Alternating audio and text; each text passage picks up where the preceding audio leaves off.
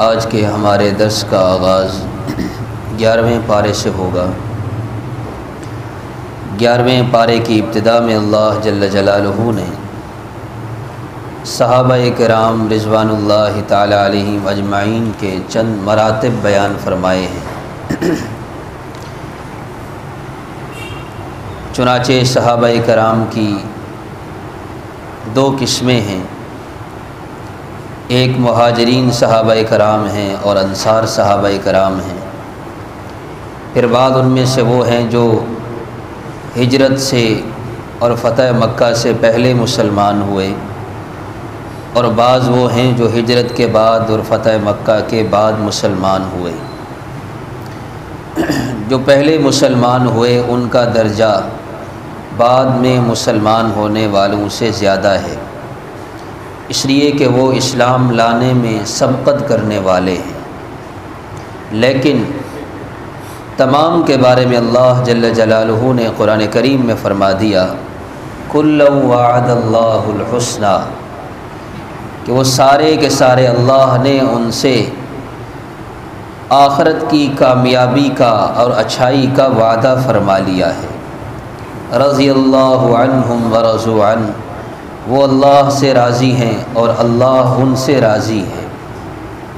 السابقون الاولون من المہاجرین والانصار والذین اتبعوہم باحسان، کہ مہاجرین و انصار میں جو سبقت کرنے والے ہیں، پہلے مسلمان ہونے والے ہیں اور پھر بعد میں جو ان کی اتباع کرنے والے ہیں، رضی اللہ عنہم ورضوا عنہ، اللہ ان سے راضی ہو گیا اور وہ اللہ سے راضی ہو گئے۔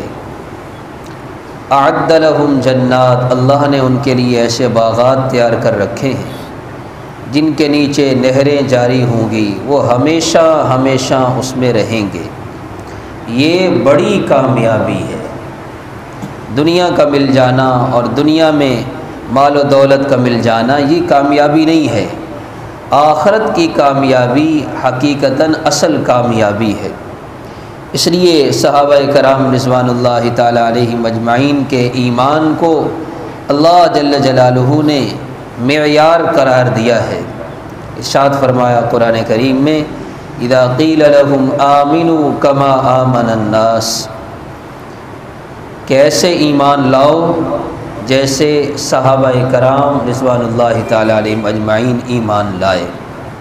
صحابہ کرام ہم تک دین پہنچنے کا واسطہ اور ذریعہ ہیں، اس لیے حضور پاک صلی اللہ علیہ وسلم نے ارشاد فرمایا اللہ اللہ فی اصحابی، اے لوگو میرے صحابہ کے بارے میں اللہ سے ڈرو، اللہ سے ڈرو۔ لا تتخذوہم من بعدی غرضا، میرے جانے کے بعد میرے صحابہ کو تنقید کا نشانہ نہ بنانا۔ من احبہم فبحبی احبہم من ابغضہم فببغضی ابغضہم، جس نے میرے صحابہ سے محبت کی اس نے میری محبت کی وجہ سے ان سے محبت کی، اور جس نے ان سے بغض رکھا اس نے مجھ سے بغض کی وجہ سے میرے صحابہ سے بغض رکھا۔ اس لیے بھائیوں بڑے فتنے ہیں آج کل کے زمانے میں، ان میں سے ایک فتنہ یہ بھی ہے کہ صحابہ کرام کے کردار کو مشکوک بنانے کی کوشش کی جاتی ہے۔ بارہا آپ کی خدمت میں عرض کیا جا چکا ہے، ترمذی شریف کی روایت ہے کہ ایک آدمی کا جنازہ لایا گیا حضور پاک صلی اللہ علیہ وسلم کی خدمت میں، اور عرض کیا گیا کہ یا رسول اللہ آپ اس کا جنازہ پڑھا دیں، جنازہ پڑھا دیں۔ حضور پاک صلی اللہ علیہ وسلم نے ارشاد فرمایا صلو علی صاحبکم، تم اپنے بھائی پر نماز جنازہ پڑھ لو، میں اس کا نماز جنازہ نہیں پڑھاؤں گا، اس لیے کہ یہ میرے عثمان سے دل میں بغض رکھتا ہے، دل میں حضرت عثمان رضی اللہ تعالیٰ عنہ کے بارے میں بغض رکھتا تھا، اس لیے میں اس کا جنازہ نہیں پڑھاؤں گا۔ حضور پاک صلی اللہ علیہ وسلم کی مقدس جماعت صحابہ کرام اللہ نے بڑی ہی عزت اور شرافت سے نوازا ہے، اس لیے ہمارے لیے وہ معیار ایمان ہیں۔ صحابہ کرام کی زندگی کو پڑھنا، ہم صحابہ کرام کے مقام کو سمجھتے اس لیے بھی نہیں کہ ہم نے صحابہ کرام کی زندگی کو پڑھا ہی نہیں ہے۔ آپ کسی دوست کو اچھی طرح جانتے ہوں، ہمارا کوئی دوست ہو، ہم اس کے ساتھ کافی زندگی کا حصہ گزار چکے ہوں، بعد میں کوئی آدمی آ کر کے اس کے بارے میں یہ کہے کہ جی فلاں نے جو آپ کا دوست ہے اس نے یہ کام کیا ہے یا اس نے یہ بات کی ہے، ہم کہتے ہیں نہیں، ایسا ہو ہی نہیں سکتا، میں 30 سال سے اسے جانتا ہوں، میں 20 سال سے اسے جانتا ہوں، میں بچپن سے اسے جانتا ہوں، وہ ایسا کر ہی نہیں سکتا۔ وجہ یہ ہے کہ ہم نے صحابہ کرام کی زندگی کو پڑھا نہیں، تو جو ہمیں جیسے کہتا ہے ہمارے دل میں شک پیدا ہو جاتا ہے۔ ضرورت اس بات کی ہے حضور پاک صلی اللہ علیہ وسلم کی مبارک زندگی کا بھی مطالعہ کریں اور ساتھ ہی صحابہ کرام کی سیرت کو بھی پڑھیں کہ صحابہ کرام نے کس طرح زندگی گزاری اور حضور پاک صلی اللہ علیہ وسلم کے تعاون کا حق ادا کیا، جان مال سب کچھ حضور پاک صلی اللہ علیہ وسلم پر لگا دیا۔ ساتھ ہی اللہ جل جلالہ نے مسجد ضرار کا تذکرہ فرمایا۔ مسجد قباء کے مقابلے میں یہ ایک مسجد منافقین نے تعمیر کی۔ اس کا پس منظر کچھ یوں ہے، حضور پاک صلی اللہ علیہ وسلم مکہ مکرمہ سے مدینہ طیبہ ہجرت فرما کر تشریف لے آئے۔ آپ کی تشریف آوری سے پہلے مدینہ منورہ میں ایک شخص تھا جس کا نام تھا ابو عامر راہب۔ زمانہ جاہلیت میں ہی یہ نصرانی ہو گیا اور اس کے دل میں یہ خواہش تھی کہ میں مدینہ منورہ کا سردار بن جاؤں، مدینہ کی سرداری کا خواہش مند تھا۔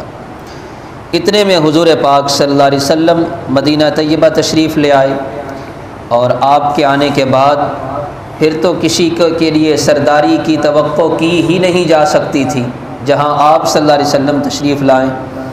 اب اس کے دل میں وہ جو خواہش تھی وہ پوری ہوتی اسے نظر نہیں آ رہی تھی، چنانچہ اس نے پہلے تو مدینہ میں چند لوگوں کو گمراہ کرنے کی کوشش کی، لیکن بات نہ بنی۔ پھر وہاں سے نکل کر مکہ مکرمہ گیا اور مکہ کے لوگوں کو مختلف حیلے بہانوں سے مسلمانوں کے خلاف اکسایا اور تیار کیا۔ چنانچہ لمبا واقعہ ہے، چنانچہ غزوہ بدر کی لڑائی اور جنگ ہوئی، اللہ جل جلالہ نے صحابہ کرام کو اور حضور پاک صلی اللہ علیہ وسلم کو فتح عطا فرمائی۔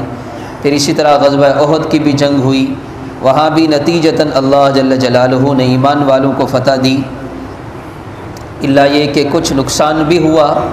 بہرحال جب اس نے دیکھا کہ مسلمان وہ روز بروز بڑھتے جا رہے ہیں تو یہ یہاں سے نکلا اور روم کے بادشاہ کے پاس چلا گیا اور اس کو مسلمانوں کے خلاف تیار کرنا شروع کیا، اور مدینہ منورہ میں جو چند منافق لوگ رہا کرتے تھے ان سے اس کا رابطہ تھا۔ اس نے رابطہ کر کے ان سے کہا کہ تم مسجد قباء کے مقابلے میں ایک جگہ بناؤ، ایک ٹھکانہ بناؤ مسجد کے نام پر، یعنی اسے نام تو دو گے مسجد کا لیکن وہ ہماری سازشوں کی آماجگاہ ہوگی، میری طرف سے جو قاصد آئیں گے پیغام لے کر وہ وہاں ٹھہرا کریں گے اور وہیں بیٹھ کر مشورہ کر کے منصوبہ سازی کریں گے۔ چنانچہ انہوں نے مسجد قباء کے مقابلے میں منافقین نے مسجد ضرار بنائی، مسجد تیار ہو گئی۔ ادھر سے حضور پاک صلی اللہ علیہ وسلم غزوہ تبوک کے لیے تیار ہو چکے تھے۔ چند لوگ حضور پاک صلی اللہ علیہ وسلم کے پاس آئے منافق کہ جی ہم نے مسجد بنائی ہے اس لیے کہ ہمارے قبیلے میں کمزور لوگ بھی ہیں، بیمار بھی ہیں، بوڑھے بھی ہیں، پھر سردی اور گرمی کا مسئلہ بھی ہوتا ہے، تو مسجد قباء تھوڑی دور ہے، وہاں جانا مشکل ہوتا ہے، تو ہم نے اپنے ہی قبیلے میں ایک مسجد بنائی ہے، آپ آ کر کے اس مسجد کا افتتاح فرما دیں، یعنی آ کر نماز پڑھائیں، مسجد شروع ہو جائے، نماز شروع ہو جائے۔ حضور پاک صلی اللہ علیہ وسلم غزوہ تبوک کی تیاری فرما چکے تھے۔ آپ نے ارشاد فرمایا میں تبوک کے سفر پر جا رہا ہوں، واپسی پر آ کر کے مسجد کا افتتاح ہوگا۔ چنانچہ آپ چل دیے غزوہ تبوک میں، واپس آئے، ابھی کچھ دن کا سفر باقی تھا کہ اللہ جل جلالہ نے یہ آیات مبارکہ نازل کر کے اس مسجد کی حقیقت کو واضح کر دیا کہ یہ مسجد نہیں ہے بلکہ یہ سازش کرنے کی ایک جگہ ہے، ایک ٹھکانہ ہے، نام مسجد کا دیا گیا ہے۔ چنانچہ حضور پاک صلی اللہ علیہ وسلم نے چند صحابہ سے فرمایا، حضرت مالک معن بن یزید رضی اللہ تعالیٰ عنہ ایک صحابی ہیں، وہ اور ان کے بھائی، اسی طرح چند صحابہ کو حکم دیا کہ جا کر اس مسجد کو جلا دو، کیونکہ وہ مسجد نہیں ہے بلکہ وہ سازشوں کی آماج گاہ ہے۔ چنانچہ یہ صحابہ آئے، حضرت مالک رضی اللہ تعالیٰ عنہ نے معن بن یزید سے کہا، آپ ٹھہریں کہ قریب ہی میری بستی ہے، میرے جاننے والے لوگ ہیں، میں وہاں سے جا کر آگ لے آتا ہوں۔ چنانچہ ابن کثیر نے لکھا ہے کہ وہ کھجور کا ایک تنا سلگا کر کے لے آئے اور آ کر اس مسجد کو جلا دیا۔ کیوں؟ اس لیے کہ وہ مسجد نہیں تھی۔ فرمایا اللہ جل جلالہ نے، والذین اتخذوا مسجدا ضرارا وکفرا وتفریقا بین المؤمنین، انہوں نے جو مسجد ضرار کے نام پر مسجد بنائی ہے، یہ مسلمانوں میں پھوٹ پیدا کرنے کی ایک جگہ ہے، ارصادا لمن حارب اللہ ورسولہ من قبل، اور اللہ اور اس کے رسول سے جنگ کے لیے یہ ایک گھات ہے، گھات جہاں دشمن بیٹھ کر حملہ کرتا ہے چھپ کر۔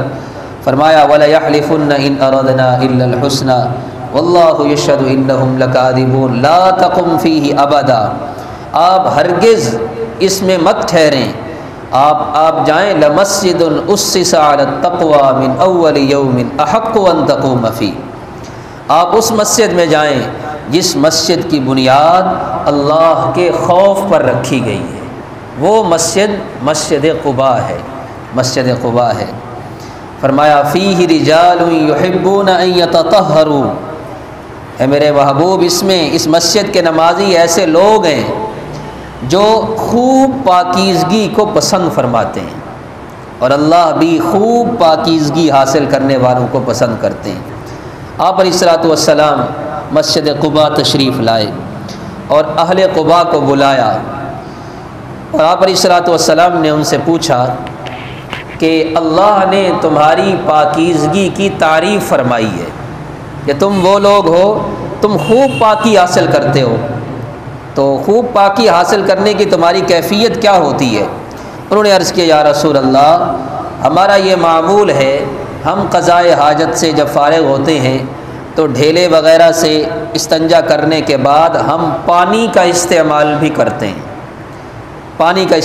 کرتے ہیں، تو اللہ جل جلالہ نے ان کے اس عمل پر کہ وہ پاکی حاصل کرنے میں خوب احتیاط سے کام لیتے ہیں، اللہ نے ان کی تعریف فرمائی۔ اس لیے فرمایا طہور شطر الایمان، پاکیزگی وہ آدھا نصف ایمان ہے۔ مسلمان کو ہر حالت میں کوشش کرنی چاہیے کہ مسلمان کی ظاہری وضاقتہ بھی اچھی ہونی چاہیے اور پاکی کی حالت میں رہنا چاہیے۔ ساتھ ہی اللہ جل جلالہ نے حضور پاک صلی اللہ علیہ وسلم کو مشرکین کے لیے استغفار اور بخشش کی دعا کرنے سے منع فرمایا۔ اس کا پس منظر بھی یہی ہے، شان نزول یہ ہے کہ حضور پاک صلی اللہ علیہ وسلم اپنے چچا ابو طالب کی وفات کے وقت ان کے پاس آئے، مشہور واقعہ ہے، آپ سنتے رہتے ہیں۔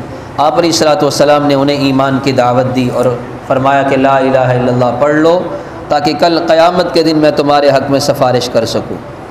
وہاں ان کے پاس ابو جہل اور دیگر کفار بھی موجود تھے، تو انہوں نے عار دلائی کہ کیا تم ابو طالب عبد المطلب کے دین کو چھوڑ کر مرو گے، یعنی اپنے باپ کا دین چھوڑ دو گے موت کے وقت؟ وہ کہنے لگے نہیں، میں عبد المطلب کے دین پر ہی مروں گا، ان کا دین نہیں چھوڑوں گا۔ حضور پاک صلی اللہ علیہ وسلم برابر استغفار کرتے رہے، اور آپ نے قسم کھائی، فرمایا کہ میں اپنے چچا کے لیے، کیونکہ چچا کے احسانات بہت زیادہ تھے، فرمایا قسم کھا کر میں اپنے چچا کے لیے استغفار اور بخشش کی دعا کرتا رہوں گا جب تک کہ اللہ کی طرف سے روکا نہیں جاتا۔ چنانچہ اللہ نے یہ آیات نازل فرما کر منع فرما دیا، ما کان للنبی والذین آمنوا، نبی کے لیے اور ایمان والوں کے لیے یہ درست نہیں ان یستغفروا للمشرکین، کہ وہ مشرکین کے لیے بخشش کی دعا کریں، ولو کانوا اولی قربا، اگرچہ وہ قریبی رشتہ دار ہوں، جب یہ بات واضح ہو جائے کہ وہ جہنمی ہیں، یعنی جب ان کا خاتمہ ایمان پر نہیں ہوا تو پھر نتیجتاً انہوں نے جہنم میں ہی جانا ہے۔ لیکن بعض روایات میں اس کی وضاحت ملتی ہے کہ چونکہ ابو طالب نے حضور پاک صلی اللہ علیہ وسلم کا بہت ساتھ دیا، اس لیے انہیں سب سے کم درجے کا عذاب دیا جائے گا۔ ساتھ ہی اللہ جل جلالہ نے ان 3 مخلص صحابہ کرام کا تذکرہ فرمایا جن کی توبہ کو اللہ نے قبول فرمایا۔ یہ مخلص صحابہ کرام غزوہ تبوک میں کسی عذر کی بنا پر شریک نہ ہو سکے۔ بعض صحابہ ایسے تھے ان کے بعد اچھی سواریاں تھیں، آپ علیہ الصلوۃ والسلام غزوہ کے لیے تشریف لے گئے، ان کے ذہن میں یہ تھا کہ ہمارے پاس سواری اچھی ہے تو ہم پیچھے سے جا ملیں گے، لیکن رہتے رہتے رہ گئے۔ چنانچہ آپ علیہ الصلوۃ والسلام جب واپس تشریف لائے، چند منافقین بھی حاضر خدمت ہوئے، انہوں نے اپنے جھوٹے بہانے پیش کیے، آپ علیہ الصلوۃ والسلام نے ان کے عذر قبول فرمائے۔ پتہ تھا منافق لوگ ہیں، لیکن 3 مخلص صحابہ کرام انہوں نے آ کر سچ سچ بول دیا کہ یا رسول اللہ، ہمارے ذہن میں یہ تھا کہ ہمارے پاس سواری اچھی ہے، ہم پہنچ جائیں گے، لیکن ہم پیچھے نہیں آ سکے، عذر کوئی نہیں تھا۔ ان میں حضرت کعب بن مالک رضی اللہ تعالیٰ عنہ، ہلال بن امیہ رضی اللہ تعالیٰ عنہ، مرارہ بن ربیعہ رضی اللہ تعالیٰ عنہ، یہ 3 صحابہ کرام تھے۔ لمبا واقعہ ہے، خلاصہ یہ ہے کہ اللہ کے نبی صلی اللہ علیہ وسلم نے اللہ کے حکم پر ان سے قطع تعلقی فرما لی، صحابہ سے منع فرما دیا، کسی نے ان سے بات نہیں کرنی۔ وہ 50 دن ایسے تھے، صحابہ فرماتے ہیں ہم پر زمین باوجود اپنی وسعت کے تنگ ہو گئی، کوئی بولتا ہی نہیں تھا۔ اللہ اکبر۔ صحابہ فرماتے ہیں، حضرت کعب فرماتے ہیں کہ ہم مسجد میں جاتے تھے، کوئی جس صحابی سے بات کرتے کوئی بھی بولنے کے لیے تیار نہیں ہوتا تھا۔ ہم مسجد میں بیٹھتے تھے اور کن اکھیوں سے، آنکھوں کے کناروں سے حضور پاک صلی اللہ علیہ وسلم کا دیدار کرتے تھے اور آپ کے چہرہ اقدس کو دیکھتے تھے کہ ابھی تک ناراضگی کے آثار باقی ہیں۔ اللہ نے فرمایا حتیٰ اذا ضاقت علیہم الارض بما رحبت، زمین باوجود وسعت کے ان پر تنگ ہو گئی، ضاقت علیہم انفسہم، جینا دو بھر ہو گیا، لیکن صحابہ کرام نے یہ گمان کیا، یعنی ان کا یہ یقین تھا، اللہ ملجأ من اللہ الا الیہ، کہ اب اللہ کے علاوہ کوئی اور پناہ گاہ نہیں ہے۔ 50 دن کے بعد اللہ جل جلالہ نے توبہ قبول فرمائی کہ اس لیے کہ غسان کے جو بادشاہ تھا، یہ کافر لوگ بڑے ہی ہوشیار رہتے ہیں، مسلمانوں کے ایمان اور اسلام کو چھیننے کے لیے، اس نعمت کو ان سے چھیننے کے لیے بڑے ہی ہوشیار رہتے ہیں۔ تو غسان کے بادشاہ نے جب یہ صورتحال دیکھی کہ مقاطعہ ہے، بولتا کوئی نہیں ہے ان سے، یہ 3 صحابہ کرام سے، اور اس نے خط لکھا اور اپنے پاس آنے کی دعوت دی۔ جب صحابہ کرام کے پاس اس کا خط پہنچا تو رو رو کر برا حال ہو گیا، بس صبر کا جو دامن تھا ہاتھ سے چھوٹا اور آنکھوں سے آنسو برسنے لگے، اور عرض کیا کہ پروردگار، اب کافر لوگ بھی ہمارے ایمان کے بارے میں طمع اور لالچ کرنے لگے ہیں، اب تو ہماری توبہ قبول فرما لیں۔ چنانچہ اللہ نے توبہ قبول فرمائی اور اعلان ہوا، حضور پاک صلی اللہ علیہ وسلم نے مبارک دی، اللہ نے تمہاری توبہ قبول فرما لی۔ اس واقعے سے، یہ لمبا واقعہ ہے، اس کا ایک سبق یہ بھی ملتا ہے، صحابہ کرام نے 50 دن کی یہ ناراضگی برداشت کر لی پر جھوٹ نہیں بولا، غلط وہ عذر سامنے نہیں رکھا، بلکہ جو حق سچ بات تھی وہی سامنے رکھ دی۔ ہمارا حال تو یہ ہے نا، تھوڑی سی ہی مشقت سامنے ہو، ہم کہتے ہیں جھوٹ بول لیں، اب تو جان چھوٹ جائے، پھر اللہ سے توبہ کر لیں گے، معافی مانگ لیں گے، پھر کبھی جھوٹ نہیں بولیں گے۔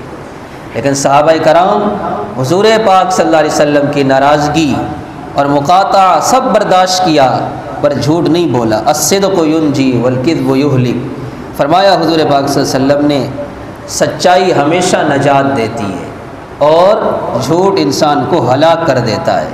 صحابہ کرام نے سچ کا دامن نہیں چھوڑا، اللہ نے قیامت تک کے لیے ان کی توبہ کا تذکرہ اللہ نے اپنے قرآن کریم میں فرما دیا اور اعلان فرما دیا، ثم تاب علیہم لیتوبوا ان اللہ هو التواب الرحیم، اللہ نے ان 3 کی توبہ کو قبول فرما لیا۔ ارشاد فرمایا سب سے آخر میں، لقد جاءکم رسول من انفسکم، آخری آیات ہیں سورہ توبہ کی، عزیز علیہ ما عنتم حریص علیکم بالمؤمنین رؤوف الرحیم، اللہ نے تمہیں وہ نبی عطا فرمائے ہیں جو تمہاری ہدایت پر حریص ہیں۔ حریص، دنیا والے دنیا کی حرص اور لالچ رکھتے ہیں، لیکن اللہ کے نبی وہ ایمان والے، ایمان والوں کی ترقی اور ایمان والوں کی دنیا اور آخرت کی فلاح و بہبود پر حریص ہے۔ وہ یہ چاہتے ہیں کہ ایمان والے دنیا اور آخرت کی ہر بھلائی پالیں، دنیا اور آخرت کی ہر خیر انہیں مل جائے۔ فَإِن تَوَلَّوْا فَقُلْ حَسْبِيَ اللَّهُ لَا إِلَٰهَ إِلَّا هُوَ عَلَيْهِ تَوَكَّلْتُ وَهُوَ رَبُّ الْعَرْشِ الْعَظِيمِ۔ بڑی ہی مبارک آیات ہیں۔ حضور پاک صلی اللہ علیہ وسلم نے ان آیات مبارکہ کے متعلق ارشاد فرمایا، من قال اذا اصبح واذا امسى 7 مرات کفاہ اللہ ما ہمہ صادقا کان بہا او کاذبا، کہ جس نے صبح اور شام 7 بار اس آیت مبارکہ کو پڑھا، اللہ ہر غم سے نجات عطا فرمائیں گے۔ کیا ہے؟ حسبی اللہ لا الہ الا ہو علیہ توکلت وہو رب العرش العظیم۔ بڑی ہی برکتوں اور رحمتوں والی یہ آیت مبارکہ ہے، اور تو صبح اور شام 7 بار اس کو پڑھا کریں۔ ترجمے کے استحضار کے ساتھ انسان کیا کہتا ہے؟ حسبی اللہ، میرا اللہ مجھے کافی ہے، میرا اللہ مجھے کافی ہے۔ قرآن کریم میں دوسری جگہ اللہ فرماتے ہیں الیس اللہ بکاف عبدہ، کیا اللہ اپنے بندے کو کافی نہیں ہے؟ بلکہ ہیں اِلٰہ مع اللہ، ہے کوئی اللہ کے علاوہ معبود؟ کہاں جا رہے ہو؟ تو حسبی اللہ، میرا اللہ مجھے کافی ہے، لا الہ الا ہو، اس کے سوا کوئی معبود نہیں، علیہ توکلت، میں اسی اللہ پر بھروسہ کرتا ہوں، اللہ پر بھروسہ کرتا ہوں۔ اور اسی کی تلقین فرمائی دوسری جگہ، فرمایا علیہ فلیتوکل المؤمنون فلیتوکل المتوکلون، ایمان والوں کو اللہ ہی پر بھروسہ کرنا چاہیے۔ وہو رب العرش العظیم، وہ عرش عظیم کا رب ہے۔ تو صبح اور شام 7 بار اس کو پڑھنے کا معمول بنائیں۔ سورہ یونس کی ابتدا ہے، اللہ نے قمری تاریخ کی طرف متوجہ فرمایا ہے، هو الذی جعل الشمس ضیاء والقمر نورا وقدرہ منازل۔ سورج اور چاند اللہ کی نعمتیں ہیں دونوں۔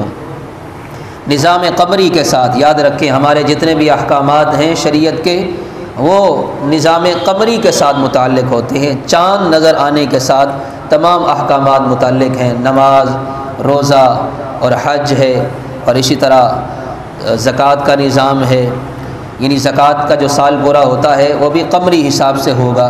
اسی طرح روزہ رکھنا اور روزہ افطار کرنا، پھر رمضان المبارک کی ابتدا، رمضان المبارک کا اختتام، یہ سارا چاند کے ساتھ متعلق ہے۔ یہ جو قمری تاریخ ہے اس کا یاد رکھنا فرض کفایہ ہے۔ رمضان المبارک میں تو ہمیں ایک دن یاد ہوتا ہے، اور رمضان المبارک کے علاوہ مہینوں میں جس سے بھی تاریخ پوچھیں آج کیا تاریخ ہے، بلا جھجک فوراً وہ شمسی تاریخ بتاتا ہے۔ حالانکہ ایمان والا اس کے ذمے فرض ہے، فرض کفایہ، اس طرح نماز جنازہ فرض کفایہ ہے، ایسے ہی قمری تاریخ کو یاد رکھنا فرض کفایہ ہے۔ کسی کو معلوم نہیں ہوگی تو سب گناہگار ہوں گے۔ قمری تاریخ کی ابتدا سیدنا عمر فاروق رضی اللہ تعالی عنہ کے کارناموں میں سے ایک اہم کارنامہ ہے۔ حضرت عمر رضی اللہ تعالی عنہ سے بھی اللہ نے بڑے ہی تجدیدی کام لیے۔ بہت سے ایسے کام ہیں حضرت عمر رضی اللہ تعالی عنہ نے منظم کر کے وہ نظام شروع کیا۔ بہت سے محکمے ہیں، پولیس کا محکمہ ہو، فوج کا ہو، بیت المال کا نظام، اور بھی بہت ساری چیزیں ہیں۔ افسوس کی بات یہ ہے کہ جب بھی کوئی کام ہم کہتے ہیں کہ جی حضرت عمر رضی اللہ تعالیٰ عنہ کے زمانے میں شروع ہوا، تو وہ کہتے ہیں یہ جی سنت نہیں ہے، یہ تو حضرت عمر رضی اللہ تعالیٰ عنہ نے شروع کیا۔ کیا آپ لوگ یہ بات کہہ کر اس بات کا ادراک نہیں ہوتا آپ کتنی بڑی ہستی کے بارے میں یہ بات کہہ رہے ہیں؟ حضرت عمر رضی اللہ تعالیٰ عنہ، اللہ کے نبی نے فرمایا لو کان بعدی نبی لکان عمر، میرے بعد اگر کوئی نبی ہوتا تو عمر ہوتا۔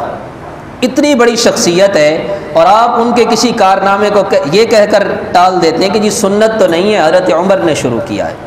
حضرت عمر رضی اللہ تعالیٰ عنہ کے بارے میں اللہ کے نبی صلی اللہ علیہ وسلم نے فرمایا کہ اے عمر آپ جس راستے سے گزرتے ہیں شیطان وہ راستہ چھوڑ جاتا ہے، میں اور آپ شیطان سے بچنے کے لیے دعائیں مانگتے ہیں، اللہ ہمیں شیطان کے وساوس سے بچائے، اور حضرت عمر رضی اللہ تعالیٰ عنہ کے راستے سے شیطان راستہ چھوڑ جاتا ہے۔